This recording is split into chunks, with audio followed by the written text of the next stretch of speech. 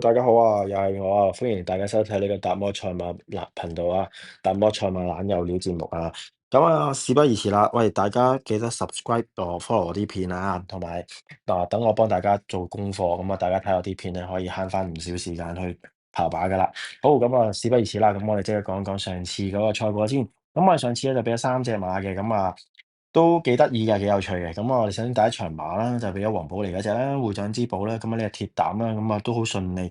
咁啊跑過第二啦，到最後尾有7倍嘅。咁啊，如果同友仔咧都有聽我哋嘅心水策略咧，咁我哋呢個攞去揸膽咧，咁其實都係有肉食嘅。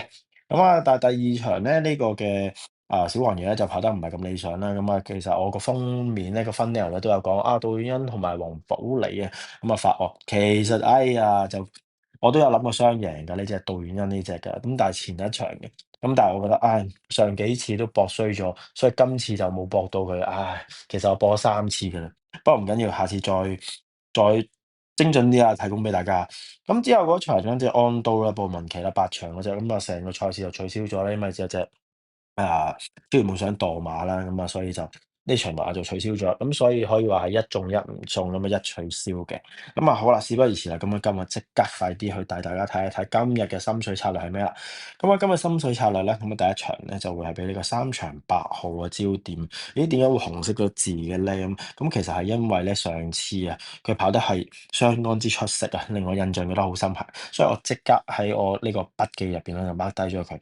下次出賽嘅就一定要再提醒我。咁啊，所以今次咧，咁啊呢兩日跑馬嘅期間啊，見到呢隻8號嘅焦點啊，咁啊上次啦，咁頭先有講過啦，咁啊令我印象深刻啦，係點解咧？咁因為其實咧，我哋睇一睇上次條片啊，上次佢跑得係3嘅，咁輸俾係三，精英至尊啊、時間寶呢啲馬嘅。咁但係咧，其實咧，點解我會話上次跑得真係令到好 impress 我咧？咁其實你見到啦，最後200米咧，250、70米呢度啦，黑色呢隻馬咧就係呢隻焦點啊。咁其實咧，佢最後直路嘅時候拉翻直堂睇喺最外碟嗰個，差唔多最後碟嗰度殺翻晒上嚟。其實佢係一夜追好多嘅。你可以睇翻啦，嗱，即係精英至尊啦，當然就收停咗啦。咁啊，時間寶仲係咁推嘅。咁其實今次就係呢個焦點，就係同翻呢個時間寶跑咯。咁啊，當然精英至尊就贏咗冇再出啦。咁啊，但係其實睇翻上次啊，佢都係攞緊30分啦，123磅嘅。咁啊，其實跑咗27日之後咧，同樣又係30分啦，123磅啦，對翻上次跑第2嘅時間寶，但係其實咁當然啦，咁啊啲人就會睇其實學習上次騎嗰啲時間寶都有機會喎，咁當然啦，今次都有翻學習騎啦，咁其實都係好明顯會搏馬㗎啦呢隻馬，咁但係咧，奈何因為佢上次呢個焦點其實真係跑翻殺翻上嚟殺太多啦，嗰個狀態表現實在太好啦。咁所以綜合晒啲表現，加埋啲賠率嘅話咧，咁我就會揀呢隻跟進馬焦點啊，就會好分頭過嗰隻時間寶啦，2倍 win 1.4倍 pay 咁樣買嚟，都冇咩用。成日我講俾大家聽，啱跑唔出嚟仲衰，咁我情願係會揀翻我隻跟進馬焦點嘅。咁啊，周俊樂騎嘅，好啊。咁第二場嘅心水 tips 咧，會係俾咩咧？就會俾呢隻9場10號啊！咦，又係周同學喎，哈哈哈！咁呢隻一定掂，點解會揀佢咧？因為其實上次咧，佢又係嘅喎，上次係又係跑得相當之唔錯喎，又係殺翻上嚟嘅時候，個後勁好凌厲嘅。咁啊，上次仲要落飛落到6格添啦。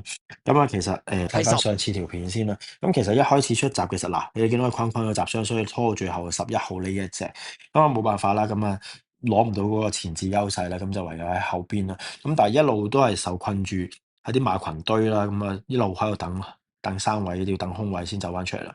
咁最後啦，你見到呢隻啦，11號呢隻啦，咁最後400米呢度咧，先開始賺緊出嚟，攞緊啲位置。好，到最後尾呢度300米到啦，偷咗直路啦，咁啊，但係都好外調已經用咗好多力啦。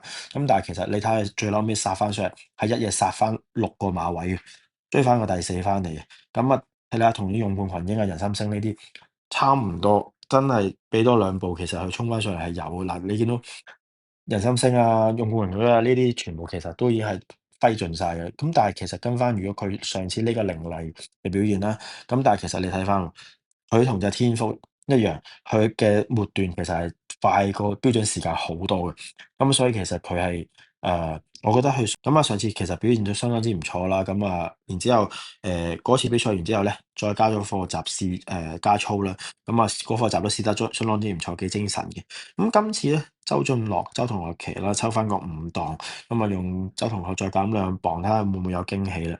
咁啊，其實只要今次出閘順利少少嘅話啦，因為你內檔少少貼前走啲咧，咁啊再加埋佢上次嘅爆發力，應該都會有啲睇頭嘅。所以我都係會認為呢一隻一定掂嘅，即係如果做半冷門嘅話。不過多謝大家支持啦，記得大家一定要 subscribe 我啲片啊，同埋 like 我啲片 share 俾朋友仔啊，咁啊幫大家做功課。咁啊，希望大家聽日再贏多啲啊！好多謝支持，拜拜。